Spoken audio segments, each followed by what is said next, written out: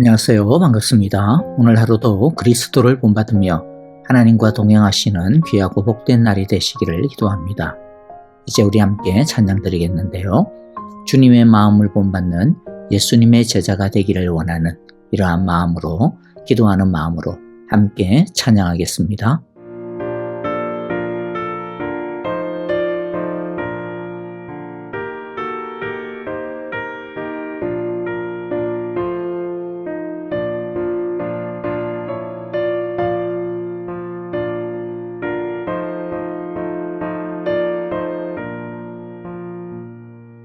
주님의 마음을 본받는 자, 그 맘에 평강이 찾아오는 험악한 세상을 이기리 하늘로부터 임함이로다. 주님의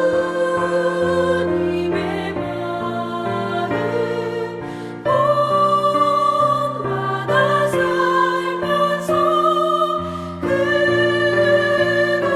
그거룩하신 나도 이루리.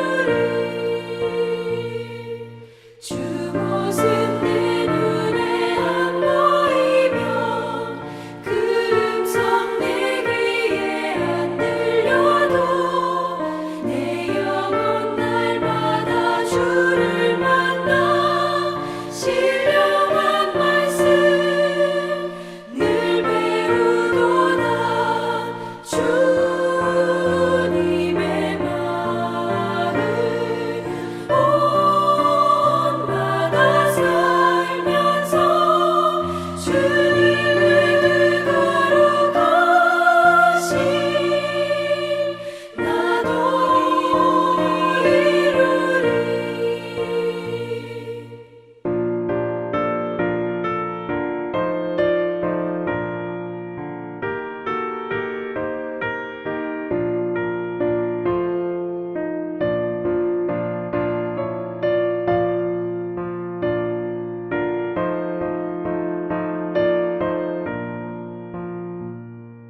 가는 길 거치고 험하여도 내 맘에 불평이 없어짐은 십자가 고난을 이겨내신 주님의 마음 본받음이라. 주님의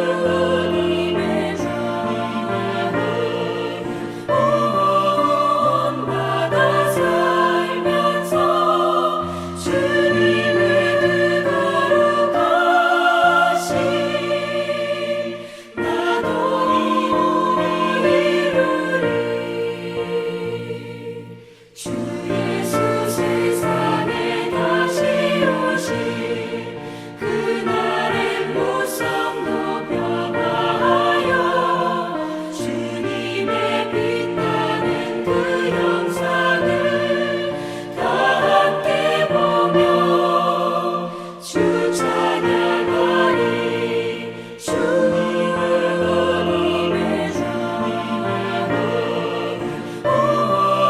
본받아 살면서 주님의 거룩하신 나도 이루리. 자, 오늘은 화요일 묵상의 시간입니다. 매주 화요일은 고전적인 기독교 영성을 함께 소개하고 나누는 시간입니다. 오늘은 550년 동안 끊임없이 사랑받는 토마스 아켄피스의 그리스도를 본받아의 내용을 소개해드리고자 합니다.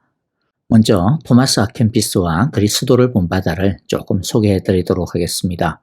토마스 아켄피스는 평생 예수 그리스도를 사랑하며 그의 삶의 발자취를 따르고자 애썼던 중세의 수도자입니다. 그는 1379년 독일 쾰른 인근의 캠펜이라는 작은 마을에 태어났고요. 1399년 성 아그네스 수도원에 들어가서 1471년 92세의 나이로 소천할 때까지 그곳에서 머물렀습니다. 토마스의 가장 큰 관심은 인간의 대속의 신비, 예수님의 사랑, 특히 예수님의 고난이었습니다. 1418년경 라틴어 필사본으로 세상에 처음 소개가 된 중세 경건 문학에 꽂힌 그리스도를 본받아는 문장마다 행간마다 기독교 신앙생활의 정수가 담겨져 있어서 시대가 변할수록 오히려 더욱 빛을 발하며 전 세계적으로 수많은 언어로 번역이 되어 오늘날까지도 여전히 널리 읽히고 있습니다. 이 책은 특히 존 웨슬리나 존 뉴턴 등 많은 신앙의 위인들의 회심에 영향을 끼쳤고 본회프 목사님이 옥중에서도 손을 놓지 못한 책으로도 널리 알려져 있습니다.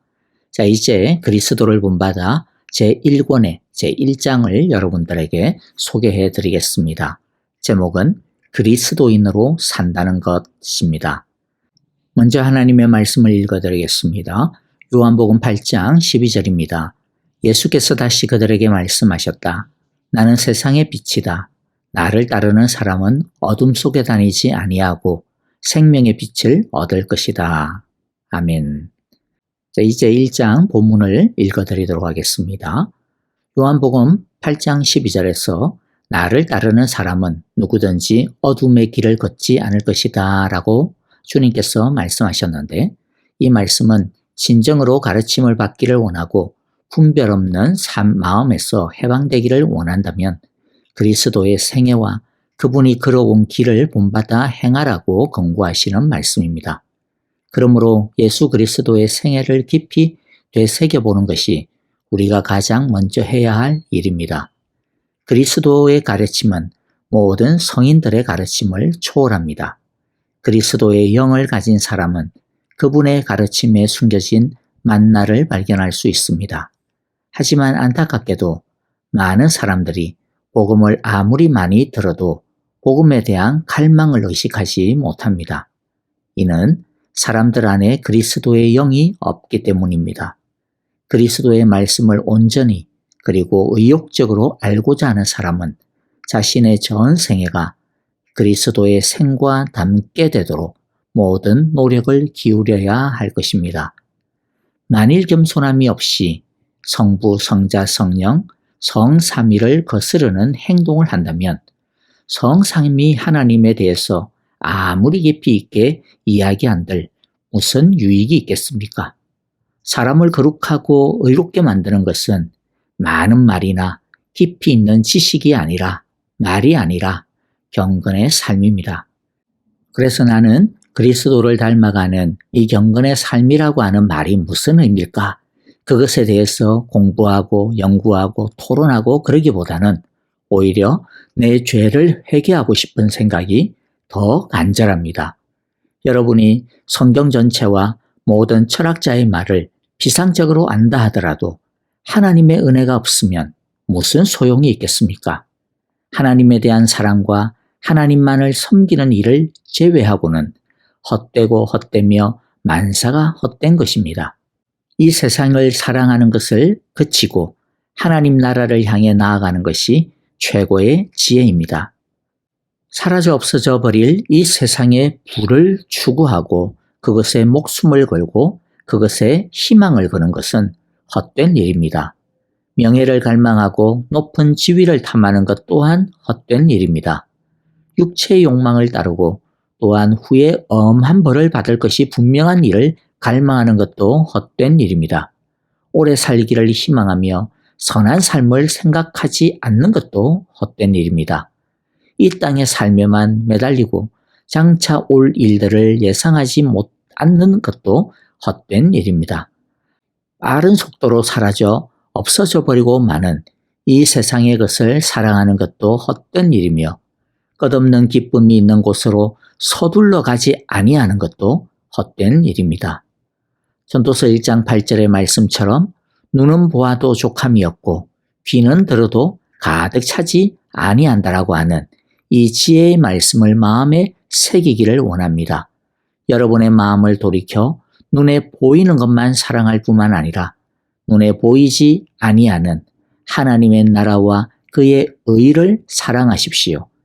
왜냐하면 육체적인 본성을 따라 이 세상을 살아가는 사람은 양심을 더럽히는 일이며 또한 하나님의 은혜를 저버리는 것이기 때문입니다. 아멘. 자, 우리 함께 1장을 읽고 생각해 보았는데요. 간단하게 정리하면서 마무리하고자 합니다. 마음에 우리 좀 다시 한번 더 생각하고 또 기도했으면 좋겠습니다. 그리스도인으로 산다라는 것이 어떤 것이라고 말하고 있습니까? 무엇보다 예수님을 따르는 것이라고 합니다. 그리고 예수님을 따르는 것은 예수님의 말씀을 아는 것이며 예수님의 말씀을 알고 배운다라고 하는 것은 지식을 많이 습득하는 것에 있는 것이 아니라 예수님을 닮아가고자 하는 것이라고 합니다. 최고의 지혜란 사라져버릴 이 세상의 것을 사랑하는 것을 그치고 하나님 나라를 향해 나아가는 것이라고 합니다. 그러므로 예수님과 영혼의 나라를 사모하고 또 준비하며 살아가는 온전한 그리스도인들이 다 되시기를, 그러한 우리 또 새로운 하루가 되어지시기를 간절히 기도하고 축복합니다. 아멘.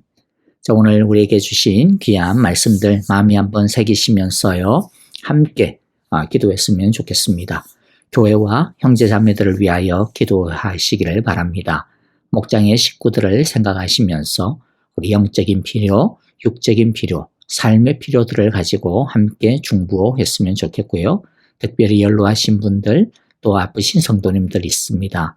위하여 기도해 주시기를 바랍니다. 지수영 집사님 암치료 깨끗하게 되어질 수 있도록 주여 은혜를 주옵소서라고 함께 기도하기를 바랍니다. 선교사님들을 위하여 기도해 주시고요. 우크라이나의 평화를 위하여서 튀르키예와 시리아 지진으로 인하여 고통하고 있는 그 땅을 치유하여 주소서라고 우리 함께 기도하겠습니다. 함께 찬양 드리고요. 기도하도록 하겠습니다.